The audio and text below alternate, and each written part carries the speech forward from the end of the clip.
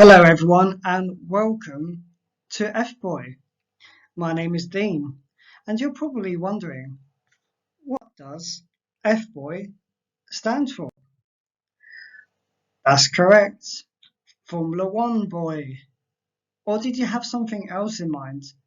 Let me know in the comments section below, or probably not, otherwise I might get demonetized if you're going along the same train of thought that I did. Now, I just want to introduce myself and just give you a background to what this channel is. This is a fan channel. There are different channels on YouTube, some that are more technical, but this is just really for fun. It's a passion of mine. I do tune into most of the race weekends, but first of all, let me give you some backgrounds about myself so you get an understanding of where my train of thought is, and it'd be good to interact with other fans throughout the world. So I am from the United Kingdom, and specifically in London, England. So I was born in London, I still live in London, and I do support a British driver. In fact, I do support, you could say, a two British driver team, and that is Mercedes. And I have been supporting them for a long time. And that was because I first got into the sports and different personalities. When I was quite young, I was a Michael Schumacher fan. So the great rivalries of Michael Schumacher and Mika Hakkinen. So I know this isn't Michael Schumacher, but this is just really about the different types of personalities that we have along across the grid. Unfortunately, or fortunately, depending on how you feel, Kimi has retired at the end of last year, and it's really an interesting time with a whole set of new fans and new sets of drivers, younger drivers who are progressing the sport and engaging with the fans, and it's great to see how people have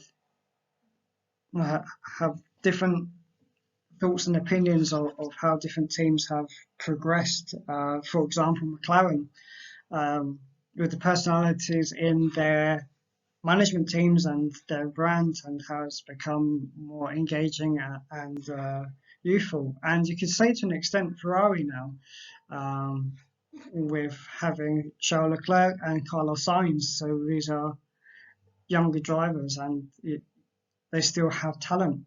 And we do have a new personality which probably haven't foreseen for a while, really, is well, ever, is Guan Yu Zhou, who is the first Chinese full-time Formula One driver, and he's already picked up a point in the Alfa Romeo. So it's really, really interesting time for the sport, and that is why I thought this is a great time to launch my channel, and just discuss with everybody and get their thoughts and opinions. And now I know there will be people who will agree with me or disagree with me, and that's the whole part of the fun.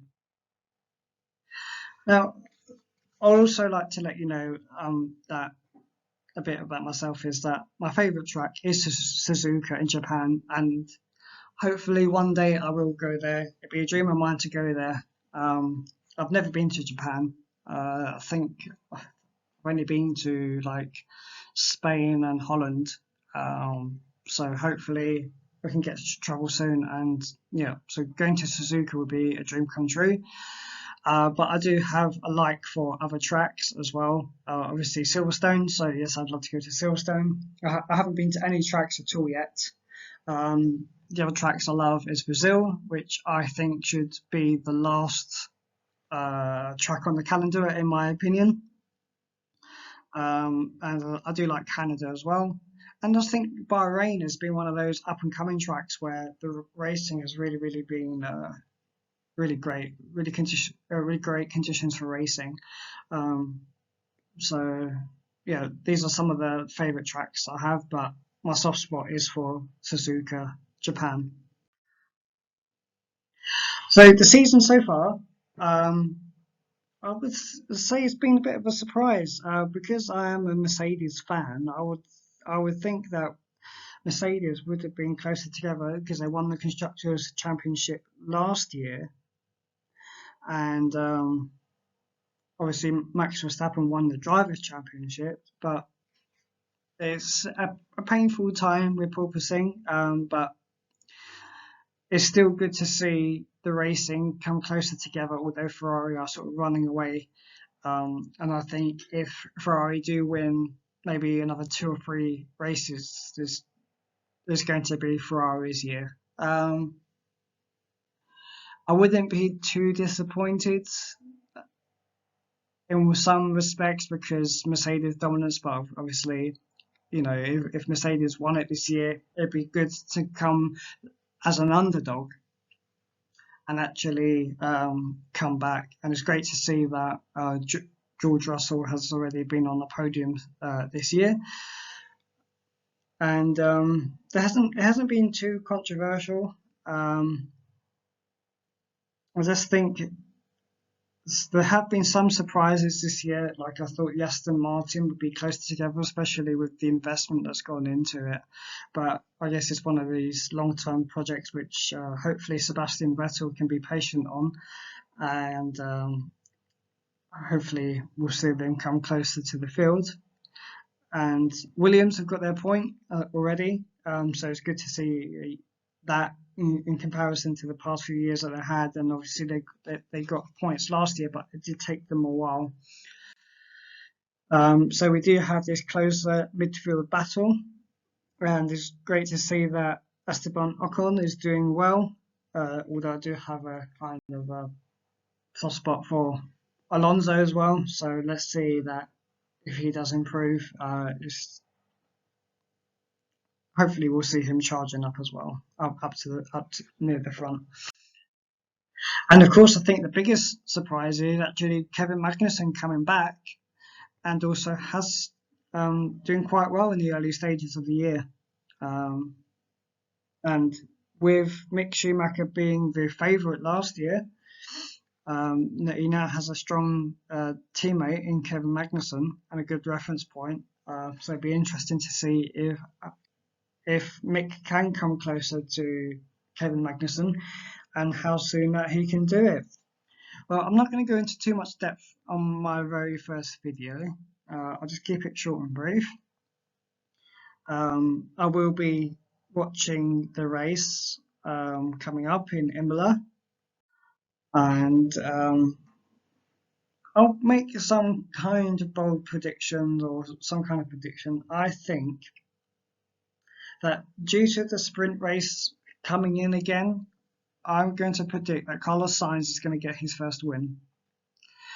And I think it would really, really boost Ferrari. I think overall, I think Charles Leclerc will win the championship if Mercedes and Red Bull don't come close together.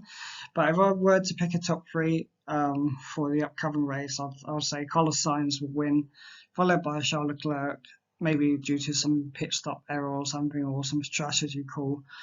And Max Verstappen will be on the podium, followed by Lewis, and then George Russell. What was that? I gave you top 5. We've got bonus 2 extra there, predictions. So that's the end of my introduction to the channel. Hopefully you like it.